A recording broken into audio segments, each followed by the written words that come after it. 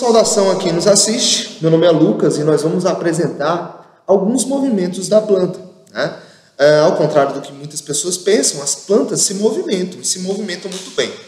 E uma dessas maneiras, né, de se movimentar é através do que a gente chama de nastismo. Nastismo, mais ou menos, explicando mais ou menos, é o movimento da planta a partir de um estímulo ambiental.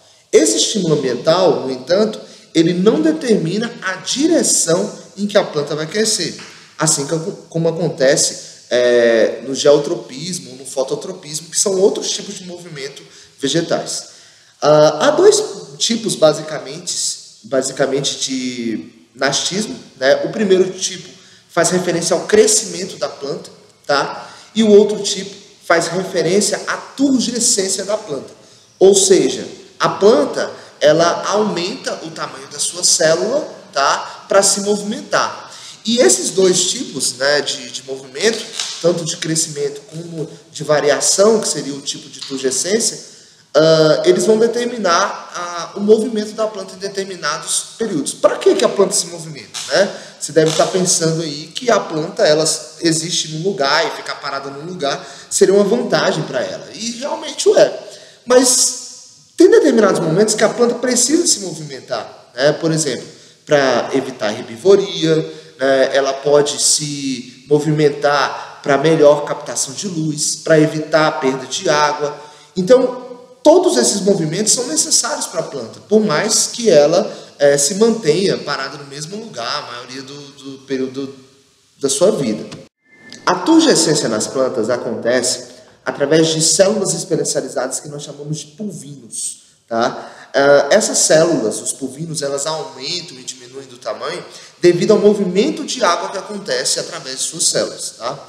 O que vai regular basicamente, além de outros elementos químicos, mas principalmente o elemento principal que vai regular esse movimento de água é a quantidade de potássio, né, que é transferida de dentro para fora da célula. Então, galera, além da classificação normal do pulvino, né, que são as células responsáveis pelo movimento da planta, nós ainda classificamos esses pulvinos em dois tipos de células, extensoras e flexoras. Bem, extensoras são as células que, na verdade, elas incham de água, né? Então, elas estão estendendo a estrutura da célula. E as flexoras são aquelas que comprimem a estrutura celular a fim de murcharem. Então, esse movimento da água é feito através dessa forma, né? Entre células extensoras e flexoras. Eu falei de um tipo de molécula que vai direcionar o deslocamento da água, que é o potássio, tá? Só que tem outra molécula que também vai acompanhar o potássio, que a gente chama de cloro, tá? Então, a diferença de potássio e cloro, né, vai fazer com que a água se desloque. O potássio vai à frente, junto com o cloro, e é como se a água o seguisse. Então, o que vai direcionar ali é a quantidade de potássio e cloro. Mas ainda a gente tem outra molécula responsável por esse movimento de extensão e flexão, né, do pulvino, que a gente denomina de cálcio. Onde que fica o cálcio no pulvino? Bem, ele fica dentro de uma vesícula, né, de tanino.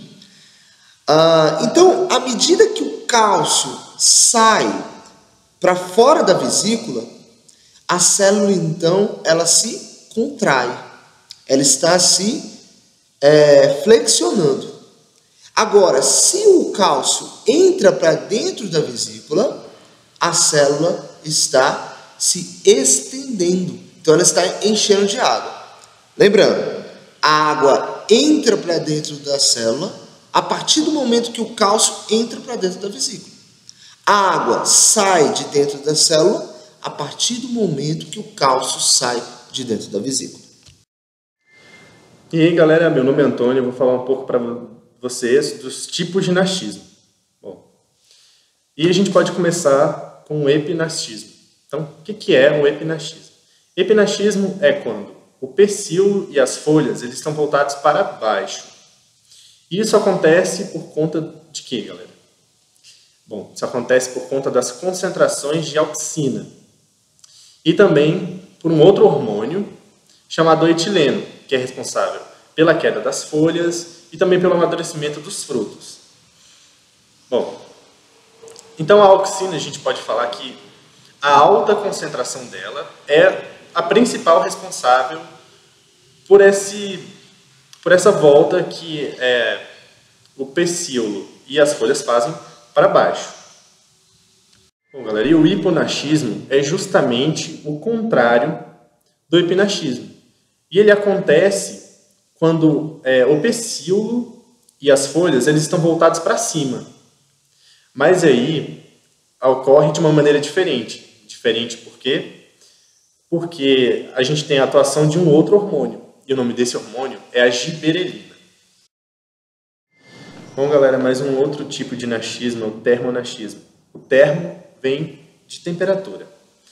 Então, um bom exemplo para a gente seriam as tulipas. As tulipas por quê? Bom, as tulipas, quando elas se encontram sobre altas temperaturas, as partes internas das suas pétalas, elas começam a crescer mais do que as partes externas. Então, a tulipa se abre. E o processo inverso acontece quando as temperaturas caem. Então, a tulipa vai fechar porque as partes externas elas vão crescer mais que as partes internas. Então, ela vai fazer esse movimento de fechamento mesmo. A tulipa vai se fechar completamente. Galera, agora eu vou falar um pouquinho para vocês do nictinascismo. O que é o nictinascismo? O nictinascismo, ele acontece principalmente na presença de luz. E ele é o quê? Ele é justamente esse movimento que as folhas realizam para melhor captação da luz.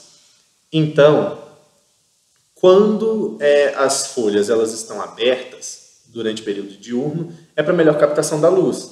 E quando a noite chega, as plantas tendem a fechar as suas folhas, porque não é mais necessário que elas fiquem abertas, porque não há mais a presença de luz. Plantas como a 11 horas são um bom exemplo. Elas abrem as suas pétalas durante esse período diurno e elas fecham quando a noite, no entardecer, quando a noite vem chegando.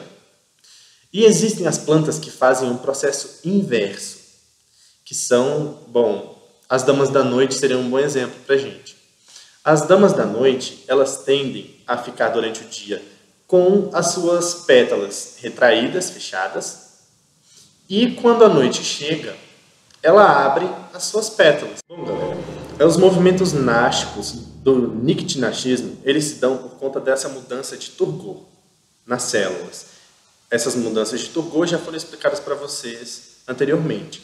Então, a gente se limita aqui a falar que essas mudanças de turgor, elas ocorrem nas células flexoras e nas extensoras. Galera, isso acontece por quê? Porque um potencial negativo é criado na membrana assim que os prótons saem dessas células. E nelas, para compensar isso, vai entrar o potássio e o cloro, que vão justamente fazer essa compensação do gradiente de concentração negativo que foi colocado pelas células H+. Bom, galera, então, quando a concentração de solutos no pulvino ela aumenta, o potencial hídrico cai. Então, o potencial hídrico é como se ele fosse uma barreira que somente é transponível com essa alta concentração de soluto. Então, ele cai e, automaticamente, a entrada de água nas células. Então, as células elas vão ficar túrgidas, elas vão ficar inchadas, cheias de água. E o processo contrário? Como será que ele acontece, né? Vocês devem estar se perguntando aí, e como será que acontece o processo contrário? Bom, eu vou explicar. O processo contrário, ele acontece justamente quando os íons de potássio e de cloro saem dessa célula. Então, ele saindo dessa célula, o H+, que tinha saído, ele volta, ele entra de novo nessas células. E essas células deixam de ficar túrgidas, elas murcham. Entendido, galera? Bom, galera, esse processo também só é possível graças a alguns outros fatores, como, por exemplo, o ciclo circadiano, que vai ser explicado mais à frente, as faixas de cores do vermelho, vermelho extremo e azul, que são muito importantes, e os receptores, justamente dessas três cores, que são os fotorreceptores. E dentre eles a gente tem o criptocromo e o fitocromo presente nas células. Galera, bom, a gente vai falar agora sobre o tigmonachismo ou sesmonachismo, qualquer um dos dois nomes correto. Bom, esse movimento ele ocorre devido a estímulos mecânicos. Então, vai acontecer o seguinte, ele acontece ou pelo vento ou então por toque, e basicamente esse nachismo ele ocorre para que as plantas enrolem as suas folhas para evitar herbivoria. Então, quando algum animal vai lá comer as folhas da planta, ela tem essa defesa. Ela vai enrolar suas folhas. E isso ocorre também, principalmente, graças às células do polvinho. Então, elas são muito importantes nesse processo. Elas turgem e as folhas se enrolam. Vamos ver também sobre o hidronachismo, que é quando as folhas se enrolam devido ao estresse hídrico, economizando água. Esse movimento acontece quando há uma variação no volume das células presentes na epiderme, que perdem água e, por sua vez, reduzem o tugor. Agora nós vamos falar sobre o ciclo circadiano, que é a diferenciação biológica entre o dia e a noite. As plantas não se regulam num período de 24 horas como nós. No entanto, elas conseguem medir muito bem a duração da noite. Como foi dito anteriormente, o natismo é uma resposta a estímulos ambientais, porém não direcionais. Portanto, seria correto afirmar que alguns tipos de natismo dependem do ciclo circadiano, bem como o nicnatismo, e entre outros que têm oscilação endógena, independente do fotoperíodo, deixando bem claro a existência de um ritmo endógeno, já que mesmo que a planta seja submetida ao escuro contínuo, ela persiste com um relógio biológico. Assim, nós podemos ver que no ciclo circadiano existe um período, uma fase e uma amplitude. Olá pessoal, meu nome é Ana Paula. Eu venho passar para vocês uma curiosidade muito importante da planta Dionaea muscipula, a conhecida planta carnívora, certo? Já que nós estamos falando de nachismos, nós temos que falar também de movimentos tigmonásticos. E o que vem a ser esses movimentos tigmonásticos? Eles são reações a estímulos mecânicos. Como que isso se encaixa na planta Dionaea muscipula?